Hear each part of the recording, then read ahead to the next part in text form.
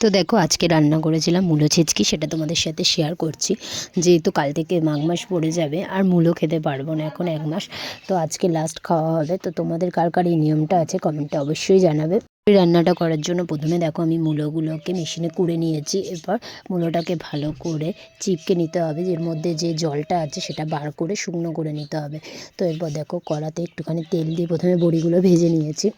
বড়িটা ভেজে তুলে নিয়ে বাটিতে বড়িটা হাত দিয়ে গুঁড়ো গুঁড়ো করে নিয়েছি। এরপর দেখো কড়াই দিয়েছি সর্ষের তেল, আর তার মধ্যে ফোড়ন দিয়েছি একটুখানি সাদা জিরে আর তেজপাতা। এরপর তার মধ্যে জল ঝরিয়ে রাখা মূলোটা দিয়ে দিলাম, দিয়ে তার মধ্যে একটু নুন একটু হলুদ দিয়ে ভালো করে চাপা দিয়ে দিয়ে মজিয়ে নিতে হবে। এরপর দেখো মূলোটা মজে কুটুকুনি হয়ে গেছে। এর মধ্যে আমি দিয়েছি 2টো কাঁচা লঙ্কা, তারপর দিয়ে দিয়েছি ভেজে গুঁড়ো করে রাখা বড়িটা। এরপর আবার নেড়ে নিয়ে দিয়ে দিয়েছি এর উপর দিয়ে ধনেপাতা, আর নামানোর আগে একটুখানি মিষ্টি দিয়ে ভালো করে নেড়ে নামিয়ে নিলে রেডি মূলোর ছেচকি। তো তোমাদের কার কার রেসিপিটা ভালো লাগলো কমেন্টে অবশ্যই জানিও, আর ভালো লাগলে একটা লাইক করে দিও। কারা কারা খেতে ভালোবাসো সেটাও কমেন্টে জানাবে। তো আজকের মতো বাই।